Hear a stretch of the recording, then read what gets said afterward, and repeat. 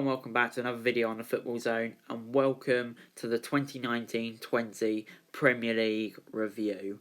After an 11-month season, during which the biggest news was that off the pitch, Liverpool claimed their first ever Premier League title.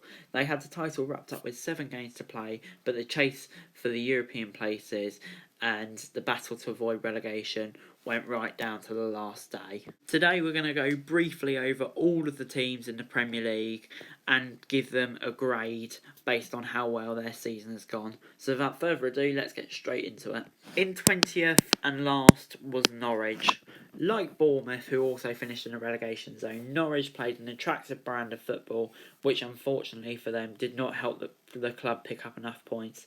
Norwich won plenty of fans over and should be among the challengers to come straight back up to next season. However, the table doesn't lie, and finishing on 21 points just isn't good enough. For that reason, I can only give them an F. 19th finished Watford. Watford will play in the Championship next season after a disastrous season, which saw the club go through 3 managers. A 3-0 win over champions Liverpool in February lifted Watford out of the relegation zone, but they couldn't stay there. The gamble to sack Nigel Pearson with 2 games left backfired badly and saw the club relegated with Hayden Mullins in charge. Due to the constant change of managers, I think I'm going to have to give this season an F, despite results like Liverpool. In 18th, Bournemouth. An F is perhaps a little harsh on Bournemouth, however I am going to give it to them. One of the Premier League's smallest clubs, which drops into the Championship after 5 years, Eddie Howe's side remained committed to its ethos of easy-on-the-eye football, but ultimately failed and faces a big fight to return to the English soccer top table. Don't know why I said soccer. But anyway, I'm worried for Bournemouth. During the time they've been in the Premier League, they haven't upgraded the stadium. It's still a small stadium. Training facilities are quite poor, and their wage bill will be very high with players like Nathan Ake and Dominic Solanke there. So I do worry for Bournemouth. In the end, it was a single point that secured survival on the final day for Aston Villa. It was a big relief for the club, who spent heavily last summer. There are plenty of issues to address before next season, but the most important thing for the club is they survived, and because of that, I'm going to give them a grade C. West Ham finished in 16th when they finished 10th last season and would have hoped to have pushed on during this campaign, but it was a struggle, and the 39 points it won was the lowest total since 2010 and 11 where they finished bottom. There will be relief for avoiding relegation, but a realisation that changes are needed, so I'm only going to give the season for West Ham a D. Brighton's aim at the start of the season would have been survival, and the Seagulls managed it quite comfortably, I would say. That was enough for manager Graham Potter in his first season in charge, and it would be intriguing to see if he can build a squad capable of challenging higher up the table next season. As a starting block for his project, I'll give this a C+ for Brighton. Crystal Palace finished in 14th and probably should have been fighting for a top half finish, with safety virtually secured after the restart. It lost 7 out of the last 8. The season has shown little progress on last season when Palace finished 12th, but it at least lives to fight another season in the Premier League. And is Roy Hodgson's job safe? It'll be intriguing to find out. I would say it probably is, but it wouldn't surprise me at all if he went. But overall, I'm going to give the Crystal Palace's season a C. In 13th was Newcastle. Newcastle looked a club in crisis at the start of the season. Many tipped it for relegation, and there was scepticism over manager Steve Bruce. Despite an unbalanced squad though, Bruce has steered them to safety and done a great job and finished in 13th place. All eyes are now on a potential takeover for the club, which may or may not go through. But as for the job Bruce has done, I think he deserves a C+. Disappointing season for Everton, which has not finished in the top 6 now since 2013-14. A top half finish is the minimum fans expect from a club that was challenging for the Champions League places not that long ago. Manager Carlo Ancelotti, who arrived in December, will be eyeing new transfers ahead of the new season, and to be honest, I'm excited to see what he can do. However, I can only give their performance this season a D. 11th finished Southampton, and yes, of course I have to mention this game. In October, when Southampton lost 9-0 at home to Leicester to leave them in 18th in the table, a relegation battle looked certain.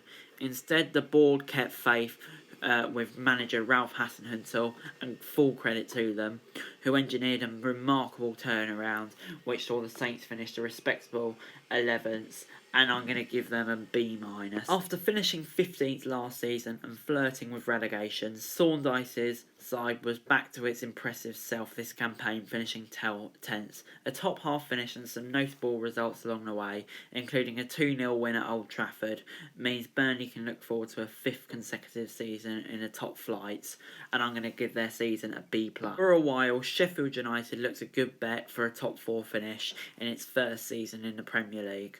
This would have been truly remarkable, but a top half finish combined with playing some innovative and entertaining football earns a top mark for Chris Wilder's team, an A. A season to forget for the Gunners, who finished 8th, which finishes in its lowest position for 25 years. There are signs, however, that Mikel Arteta, who took charge in December, has a plan for the team, and an FA Cup final win this Sunday would soften the blow of a poor league campaign. However, I can't give their league campaign anything less than a D. Wolves again won plenty of fans for its exciting football, which saw them finish 7th. The club was close to challenging for a Champions League place, and finishing 7th, the same as last season, is a decent result. With a few extra players, a top 4 place next season is far from impossible, and I think this has earned them a B, and it'll be interesting to see how they do in the Europa League. A topsy-turvy season for Spurs, who finished 6th.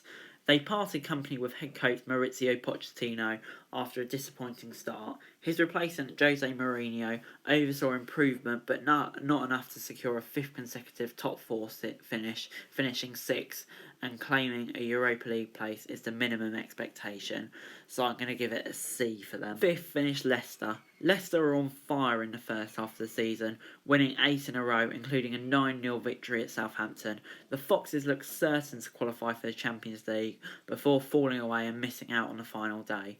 Brendan Rodgers will be disappointed, but should find solace in his team finishing in its highest position since its title-winning season in 2015-16, and this season has earned them a B grade from me. In Frank Lampard's first campaign as manager at Chelsea, they finished 1 place lower than last season in 4th, but just about held off the challenge of Leicester to secure the final Champions League spot.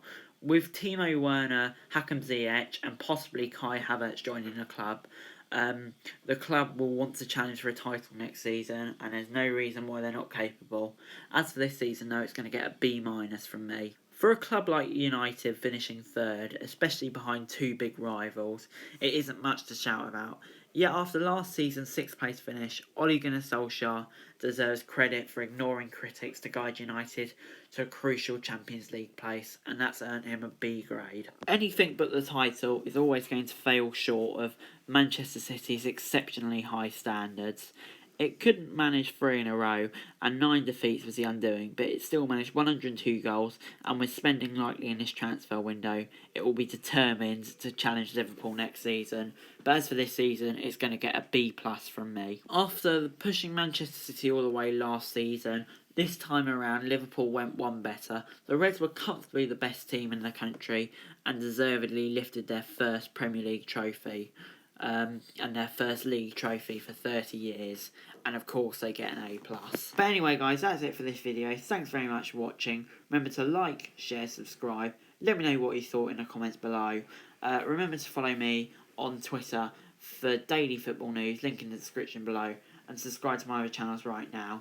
Thanks very much for watching. Peace.